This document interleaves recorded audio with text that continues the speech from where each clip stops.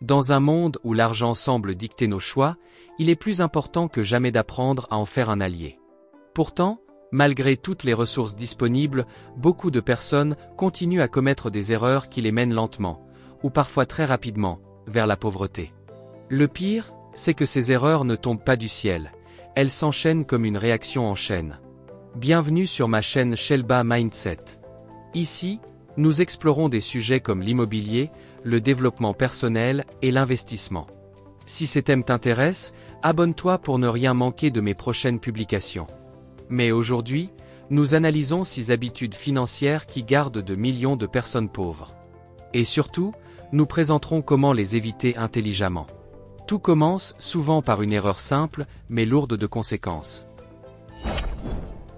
1. Ne rien comprendre à l'argent. Quand on ne connaît pas les règles du jeu, on finit toujours par le perdre. C'est exactement ce qui se passe avec l'argent.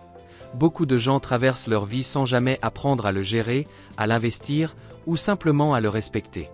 En Europe, selon la Banque Centrale Européenne, moins de 20% des adultes maîtrisent les bases de la finance comme l'inflation ou les intérêts composés. Pire, aux États-Unis, 2 personnes sur 3 sont en difficulté financière, faute de connaissances. Prenons l'exemple de John Templeton.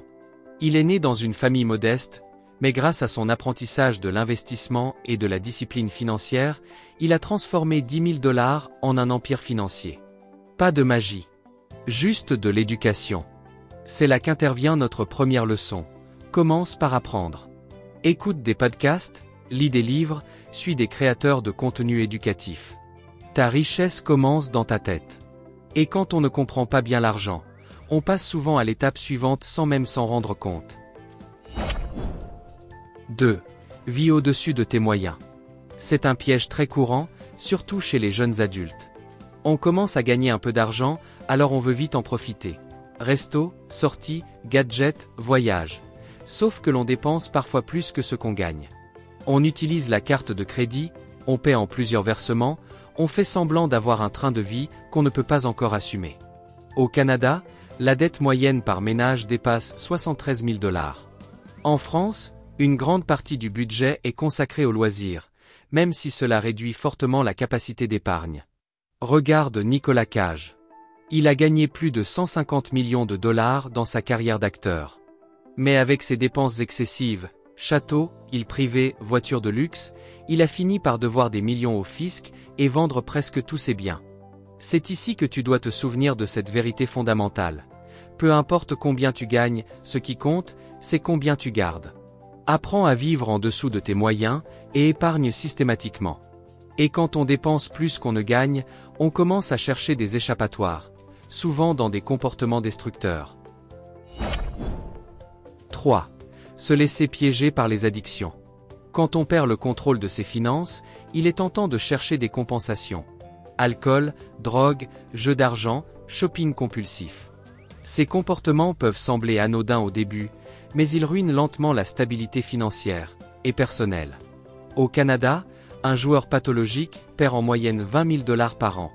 Au Royaume-Uni, les dettes liées aux jeux en ligne explosent depuis 2020. Un exemple frappant, Mike Tyson. Il a gagné plus de $300 millions dans sa carrière de boxeur. Pourtant, à cause de ses addictions et de son entourage toxique, il a tout perdu et a fini par faire faillite. Voici une réalité à ne jamais oublier. Les addictions ne te volent pas seulement ton argent, elles te volent ta liberté. Si tu sens que tu perds le contrôle, demande de l'aide. Il n'y a pas de honte à vouloir aller mieux. Fais-moi savoir en commentaire si tu te retrouves dans cette addiction.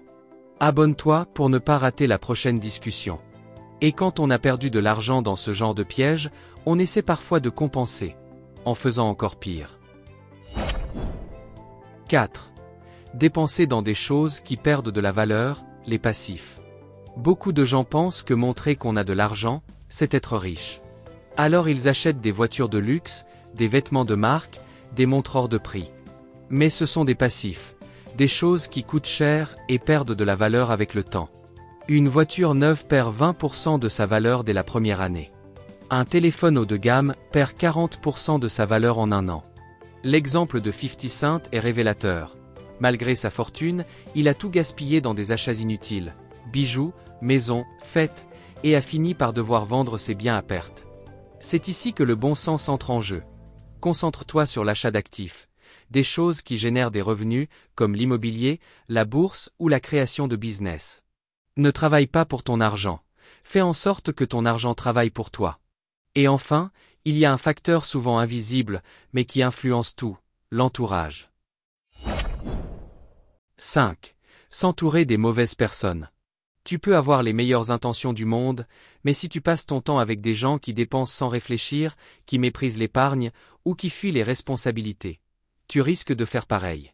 Comme le disait Jim Rohn, tu es la moyenne des 5 personnes avec qui tu passes le plus de temps. Sur les réseaux sociaux, des jeunes se ruinent pour suivre des tendances ou pour ressembler à leurs influenceurs préférés. En Amérique du Nord, beaucoup adoptent des comportements financiers à risque juste pour faire partie du groupe. Voici un principe puissant. Entoure-toi de personnes ambitieuses, éduquées, qui veulent grandir. Des gens qui parlent d'épargne, d'investissement, de projets. Pas seulement de sorties et de shopping. Conclusion. Ton avenir dépend des choix que tu fais aujourd'hui. Ces 5 habitudes ne sont pas indépendantes. Elles forment souvent un enchaînement destructeur. Alors pose-toi cette question. Quelles décisions est-ce que je prends aujourd'hui, qui serviront encore ma vie dans 5, 10, 20 ans? Tu veux la richesse? Commence par éviter la pauvreté. Merci d'être resté jusqu'à la fin de la discussion. Abonne-toi si c'est pas le cas. Clique sur une des vidéos qui apparaît à l'écran. Je t'y rejoins.